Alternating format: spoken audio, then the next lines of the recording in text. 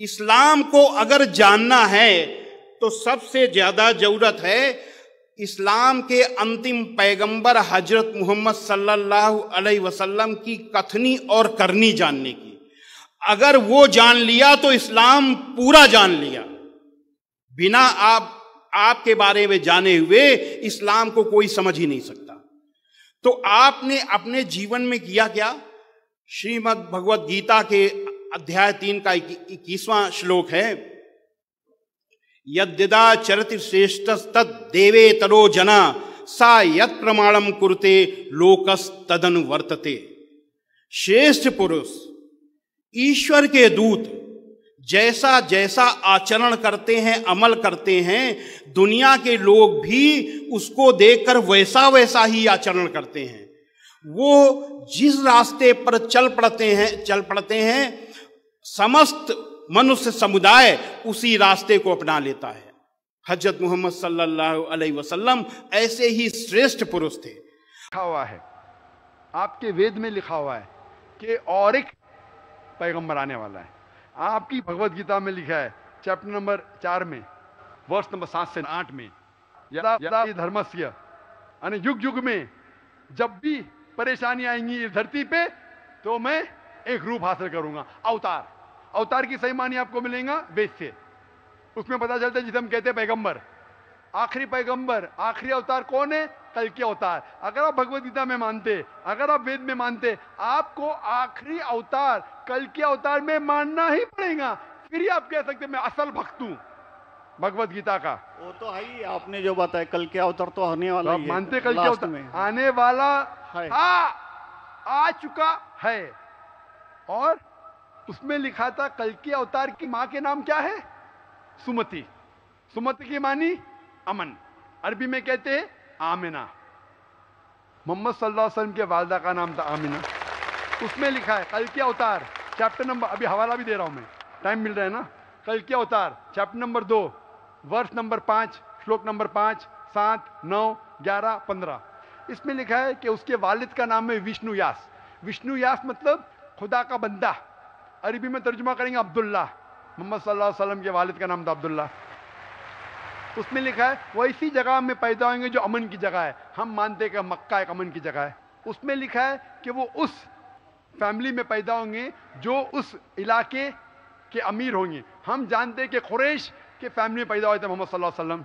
उसमें लिखा है कि वो 12वीं तारीख माधव के दिन पे पैदा होंगे। वो 12वीं रब्बी अव्वल मोहम्मद सल्लल्लाहु अलैहि वसल्लम पैदा है।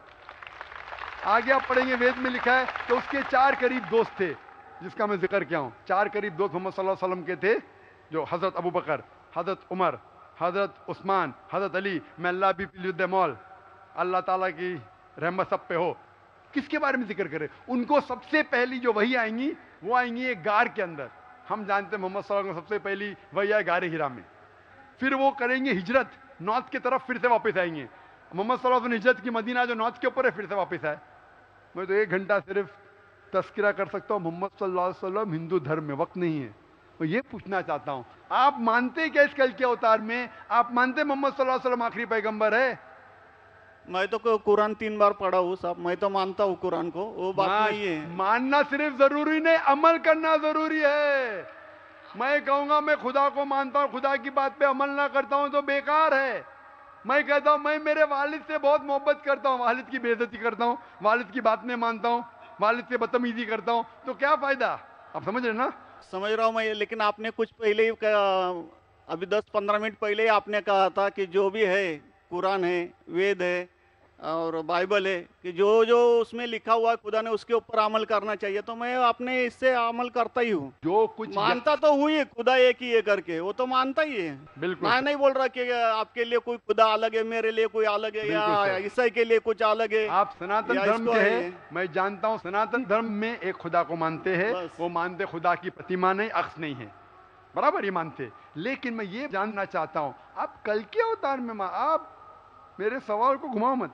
मैं जानता हूँ नहीं है, मैं ये जानता हूँ सनातन धर्म के बारे में जानता हूँ। पहले स्टेज में आप पास कर चुके, एक खुदा में मानते, बिल्कुल सही। मैं ये बात जानना चाहता हूँ कि उस खुदा के अवतार पैगंबर, आखिरी पैगंबर में आप मानते हैं क्या नहीं मोहम्मद सल्लल्लाहु अलैहि वसल्लम? ये मेरा सवाल है।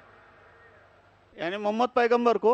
आप मानते कि वो आखिरी पैगंबर थे क्या नहीं मानते?